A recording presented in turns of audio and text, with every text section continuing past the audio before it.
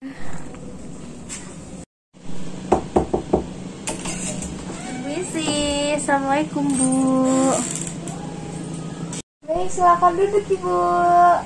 Terima kasih. Boleh pinjam buku kayaknya? Ya. Baik, sebelumnya perkenalkan, nama saya Bidan Alvina yang di sini jaga dari jam 2 siang sampai jam 5 sore. Kalau boleh tahu, ini benar dengan Ibu Selvi ya? Betul. Ibu Selvi pekerjaannya apa? Ibu rumah tangga. Ibu rumah tangga. Suaminya namanya siapa Ibu? Aziz. Aziz. Iya. Pekerjaannya apa? Swasta. Oh, kerja swasta ya Bu. Ini kelahiran Yang pertama itu. yang pertama. Oh, ini untuk kunjungan yang kedua ya Bu ya? Iya betul. Berarti usia masa nifasnya Ibu sudah 2 minggu. Iya. Ya. Baik, di sini saya akan memberikan konseling terlebih dahulu tentang kayak gizi, lalu ada nanti kayak BAB-BAK-nya itu seperti apa, terus cara menyusui seperti apa. Walaupun 2 minggu mungkin nanti cara menyusui ibunya itu masih ada yang salah. Lalu tentang KB juga, kalau boleh tahu ibunya sudah ada rencana KB atau sudah melakukan KB? Belum Bu Bidan, baru sedikit tahu informasinya. Seperti itu ya. Lalu juga ada tentang seksualitas, lalu masih banyak lagi, nanti kita simak aja ya seperti itu. Nah, sebelumnya kita akan memasuki terlebih dahulu tentang masa nifas. Masa nifas itu adalah periode di mana terjadi proses perbaikan tubuh selama persalinan dan kelahiran. Mungkin dari ibu perutnya kayak terasa kencang-kencang seperti itu kan. Betul. Itu adalah masa pemulihan dari perut ibu yang awalnya membesar terus jadi mengecil seperti itu. Lalu periode ini juga merupakan waktu untuk mempelajari perawatan diri dan keterampilan perawatan bayi, lalu penyatuan peran baru dan kelanjutan ikatan keluarga serta penilaian terhadap bayi baru lahir pada masa nifas. Langsung aja memasuki untuk ke gizi ibu menyusui. Nah, pada gizi ibu menyusui sendiri di sini ada ini seperti kuliner ibu menyusui. Untuk kalorinya, kebutuhan kalori pada masa menyusui sekitar 400-500 kalori. Sebaiknya ibu nifas jangan mengurangi kebutuhan kalori karena metabolisme tubuh dan menyebabkan ASI rusak. Nah, di sini juga ada keperluan protein. Kebutuhan protein yang dibutuhkan adalah 3 porsi per hari, bisa dengan 3 gelas susu atau 2 butir telur, lalu juga 5 putih telur, atau bisa juga dengan makan keju. Lalu kita juga membutuhkan kalsium dan vitamin D. Nah, kalsium dan vitamin D ini gunanya untuk pembentukan tulang dan juga gigi. Kebutuhan kalsium dan vitamin D ini didapat dari minum susu rendah kalori atau berjemur di pagi hari. Lalu ada juga ini magnesium. Nah, magnesium sendiri itu sangat dibutuhkan pada sel tubuh ibu untuk membantu gerak otot, fungsi syaraf, dan memperkuat tulang. Dan kebutuhan magnesium ini bisa didapat pada gandum dan juga kacang-kacangan. Lalu kita juga memperlukan karbohidrat, itu pasti sangat dibutuhkan. Nah, itu karbohidrat bisa diperlukan sebanyak 6 porsi sehari atau 4 kali, itu juga boleh apa. Lalu ada juga lemak, lalu ada juga garam dan cairan, lalu ada vitamin. Nah, pada vitamin ini dibutuhkan vitamin C nih Bu. Nah, karena makanan yang mengandung vitamin C untuk membantu penyerapan zat besi agar busui terhindar dari anemia. Makanya vitamin C ini sangat dianjurkan dari persalinan juga kan, sangat dianjurkan untuk mengonsumsi banyak-banyak vitamin C. Lanjut, untuk personal hygiene pada ibu nifas ini sangat harus diperhatikan banget, karena kebersihan diri ini gunanya untuk mengurangi infeksi, meningkatkan perasaan yang nyaman, dan juga mempercepat persembuhan pada luka jahit ibu juga. Dan kebersihan diri ini banyak, bisa meliputi kebersihan tubuh, terus kebersihan pakaian, lalu tempat tidur maupun lingkungan.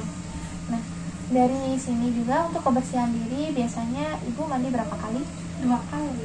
2 kali itu merupakan hal yang bagus ya, mandi 2 kali. Dan untuk mengganti pakaian pun itu harus tetap dijaga untuk menggunakan pakaian yang berbahan katun, karena bahan katun itu bisa menyerap keringat dengan bagus. Nah, jika pakaian itu juga sudah basah, sebaiknya ibu segera mengganti. Lalu kita harus menjaga lingkungan sekitar juga, lalu melakukan perawatan perineum, lalu mengganti pembalut minimal 2 kali sehari, mencuci tangan setiap membersihkan daerah genitalia. Untuk melakukan perawatan perineum itu sendiri, itu bisa dilakukan ketika BAB atau BAK, lalu ketika mandi juga. Jadi sering-sering dibersihkan dengan cara yang lembut dan juga sabar, karena itu merupakan daerah yang sangat sensitif, dan juga mungkin nanti kalau ibunya membersihkannya dengan cara kasar akan terasa sakit. Pakaian itu juga ada yang pakaian dalam. Nah, pakaian dalam sendiri, ibu harus menggunakan pakaian yang sangat nyaman, terutama BH-nya yang bisa menopang payudara ibu. Lalu untuk celana dalamnya juga yang berbahan katun yang bisa menyerap keringat. Nah, ketika basah pun itu juga harus segera diganti agar ibunya juga nyaman. Seperti itu ya, Bu. Pada BAB dan juga BAK yang harus diperhatikan. Baik, langsung saja untuk yang mixi pada BAK-nya itu sehari bisa sampai 7 kali, karena sebagai ibu nifas itu diperlukan untuk cairan itu sebanyak 8 gelas per hari atau 3 liter. Seperti itu ya, Bu. Jadi untuk pola mixinya untuk yang BAK itu sebisa mungkin lebih dari 7 kali, jangan sampai kurang. Dan untuk BAB-nya sendiri itu masa normalnya adalah sekali dalam sehari. Di 8 ini ibu lebih suka posisi yang mana? Saya lebih suka yang nomor 1 ya, Ibu. Nomor 1 ya, Bu. Iya. Ya, memang itu karena posisi yang sangat simpel sekali dan juga nyaman kepada kita saat menyusui dan juga nyaman juga kepada bayi. Nah, di sini kan ada 8 posisi menyusui nih, Bu. Dan ini sih memang yang nomor 1 yang lebih sering dipakai pada ibu menyusui. Lalu di sini ada perawatan payudara nih, Bu. Untuk perawatan payudara ini dilakukan dalam minggu terakhir pada kehamilan. Nah, di sini juga ada pijat payudara.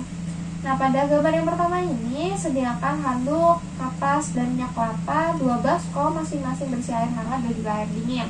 Lalu bisa dikompreskan pada puting susu selama 3-5 menit dengan kapas minyak. Lalu juga bersihkan dan tekan puting susu keluar, terutama untuk puting susu yang datar.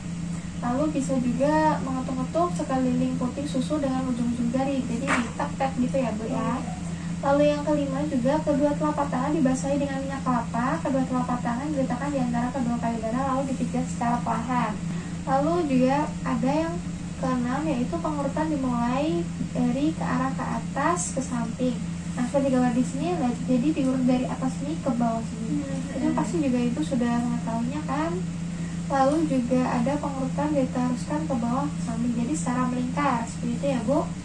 Lalu yang ke-8 itu telapak tangan kanan kiri menopang payudara kiri, kemudian jari-jari tangan kanan sisi kelingking mengerut payudara ke arah puting susu. Begitu ya, Bu. Dan yang terakhir adalah telapak tangan kanan menopang payudara dan tangan lainnya menggenggam dan mengerut payudara dari arah pangkal ke arah puting susu. Seperti itu ya, Bu. Baik, sebelum kita menuju ke alat kontrasepsi, saya akan sedikit menjelaskan tentang seksualitas ya, Bu ya. Seksualitas ini juga sangat penting pada masa-masa ibu nifas, karena secara fisik aman memulai hubungan suami istri begitu darah merah berhenti dan ibu dapat memasukkan 1 atau 2 jarinya ke dalam vagina tanpa rasa nyeri, maka ibu aman untuk melakukan hubungan suami istri kapan saja ibu siap. Seperti itu. Tapi banyak budayakan yang mempunyai tradisi menunda hubungan suami istri selama masa waktu tertentu, misalnya setelah 40 hari atau 6 minggu setelah persalinan. Nah, keputusan ini sesuai dengan keputusan ibu juga ya, dengan suami, tapi lebih baik juga jangan melakukan hubungan terlebih dahulu jika jahitannya masih nyeri atau masih basah, takutnya nanti malah infeksi. Seperti itu ya, Bu. Lalu kita masuk ke metode kontrasepsi. Nah, di sini ada macam-macam kontrasepsi, yaitu hormonal nih. Nah, hormonal ini itu seperti implan. Nah, implan ini nanti pemasangannya adalah di lengan sebelah kiri, atau nanti kalau jika ibu kidal berarti di sebelah kanan. Kesuburannya cepat kembali, resiko kehamilan di luar kandungan rendah, masa pakai 3-5 tahun, dan tidak mengganggu pemberian ASI. Lalu juga ada ini nih Bu, injeksi. Nah, pada injeksi ini tingkat keberhasilannya juga 99%, praktis dan aman, tidak mengaruh pada ASI, dan KB suntik ini biasanya 3 bulan. Lalu ada juga nih pil nih Bu. Tapi pada kontrasepsi pil ini harus dikonsumsi setiap hari dan pada waktu yang sama. Apabila lupa satu pil saja, maka kegagalan dari metode kontrasepsi ini bisa terjadi dan juga besar. Kayak gitu, kesuburannya juga cepat kembali, dan efek sampingnya mungkin adalah jerawat, peningkatan atau penurunan berat badan, dan juga gangguan haid. Begitu ya Bu. Nah, untuk yang non hormonal ini adalah kondom. Kondom ini kontrasepsi yang digunakan oleh pria ataupun wanita yang bersifat sementara. Jadi ini penggunanya 1 kali saja, dan merupakan sarung karet latex yang dilapisi pelicin dan dipasang pada penis dan juga ereksi sehingga sperma tidak tercurahkan ke dalam saluran reproduksi perempuan. Lalu ini ada juga yang IUD. Ibu setelah melakukan persalinan, karena pilihan kontrasepsi ini sangatlah aman, efektif, dan juga penggunanya bisa digunakan dalam jangka panjang dan dipasang dalam rahim untuk menjepit kedua saluran yang menghasilkan indung telur sehingga tidak terjadi pembuahan. Idealnya IUD dipasang 10 menit setelah plasenta lahir pada persalinan normal dan langsung pasang pada waktu operasi pada persalinan sesar. Nah, untuk pasca persalinan IUD juga dipasang antara 10 menit sampai 48 jam pasca persalinan, atau 4 minggu sampai 6 minggu atau 42 hari setelah melahirkan. Lalu ada ini nih Bu, yang kontrasepsi mantap atau yang bersifat permanen. Nah, ini ada tubektomi dan vaksektomi. Untuk tubektomi sendiri adalah metode operasi wanita atau MOW. Nah, kontrasepsi ini digunakan jika wanita itu tidak ingin hamil lagi, karena proses untuk KB ini yaitu dengan cara mengikat dan juga memotong atau memasang cincin pada tuba falopi sehingga sperma tidak dapat bertemu dengan ovum secara permanen.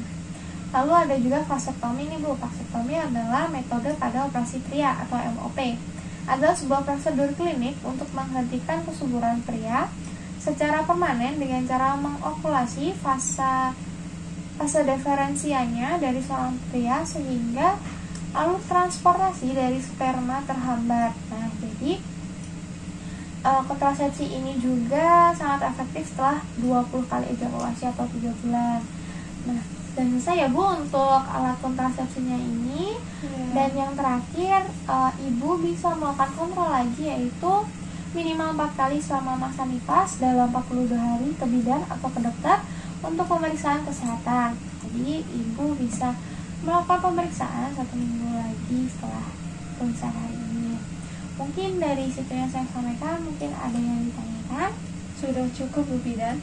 Cukup ya? Atau mungkin bisa mereview sedikit dari apa yang saya sampaikan tadi Bu? Ya, tadi mengenai gizi itu makanan harus imbang, ada karbohidrat, protein, lemak, dan lain-lain. Lalu untuk kebersihannya harus dijaga, terutama pada daerah sensitif seperti vagina. Lalu untuk pemberian ASI itu diberikan secara rutin, terutama ketika bayi menangis, dan banyak juga tadi posisinya. Nah, yang saya lakukan itu posisinya setengah duduk. Lalu untuk seksualitas sebaiknya dilakukan 40 hari, dan KB tadi ada banyak macam-macamnya. Jadi nanti saya akan tentukan dulu sama suami. Baik. Kalau rencana ibu mau menggunakan KB apa? Kalau rencananya sih mungkin IUD Bu Bidan. IUD. Baik.